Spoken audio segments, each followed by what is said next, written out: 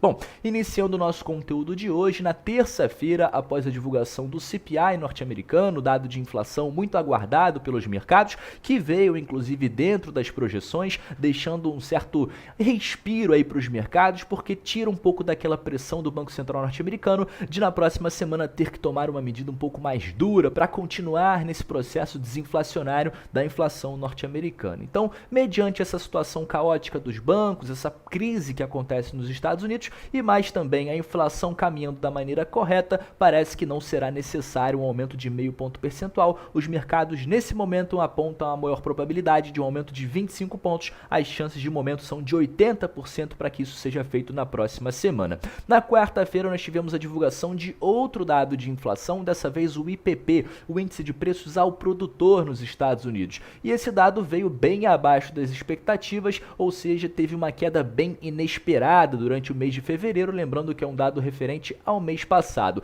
As projeções para vocês tinham uma projeção de 0,4 aqui no núcleo do IPP e veio de forma zerada, e já o IPP mensal de fevereiro tinha uma projeção de 0,3 e veio de forma deflacionária, o que confirma pra gente que o processo desinflacionário norte-americano de fato está caminhando na direção correta. E ainda nessa quarta-feira, só que dessa vez lá na Europa, existia um temor muito grande por parte dos bancos europeus em relação à situação do Credit Suisse, que poderia afetar todos os bancos em uma forma de efeito dominó, basicamente um efeito cascata. Credit Suisse que viu as suas ações despencarem nos últimos dias. Em meio a esse temor, os bancos se juntaram e pediram ao Banco Central Europeu para adiar a alta de juros que era esperada a divulgação nessa quinta-feira, hoje dia 16 de março, que tinha inclusive uma expectativa de um aumento duro, um aperto monetário de meio ponto percentual a taxa de juros, levando essa taxa de 3 agora a 3,5%.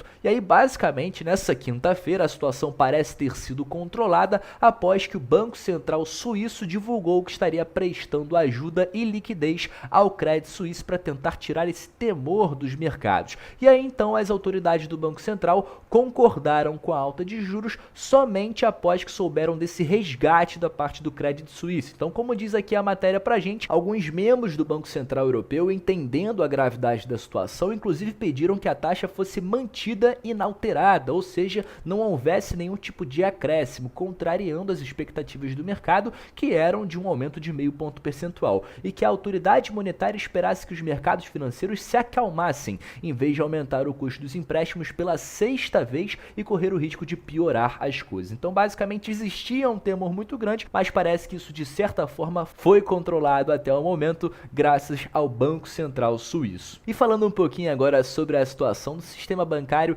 norte-americano, essa notícia chamou a atenção em muito dos mercados. Empréstimo de emergência do Fed pode trazer 2 trilhões de dólares para o sistema bancário como uma forma de liquidez para não deixar o sistema bancário americano ruir. O setor bancário está enfrentando enormes repercussões financeiras, já que o colapso de grandes bancos, o Silicon Valley, interrompeu o setor, enquanto outros bancos estão considerados em risco, como por exemplo o First Republic Bank, que inclusive teve a ajuda de JP Morgan e outros bancos de mais de 30 bilhões de dólares de forma de liquidez para que então pudesse continuar operando e não também declarar falência. A minha opinião em relação a isso é muito simples. Eu já imaginava que eventualmente o Fed, o Banco Central norte-americano, entraria com algum tipo de medida de empréstimo para tentar acalmar os mercados, prestar segurança e novamente tentar deixar de forma redonda o sistema bancário norte-americano, que vive um temor muito grande de quebra-quebra por parte de diversos bancos. É claro que os grandes, gigantescos bancos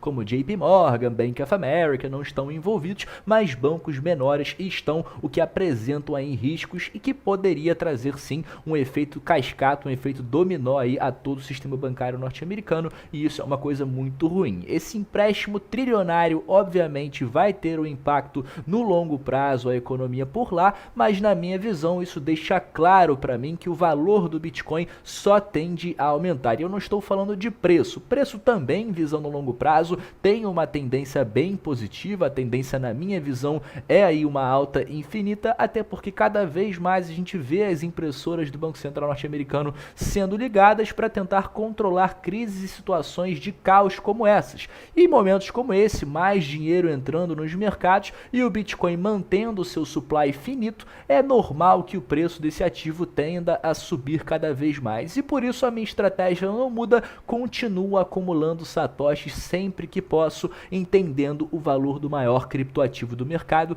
que não tende a mudar.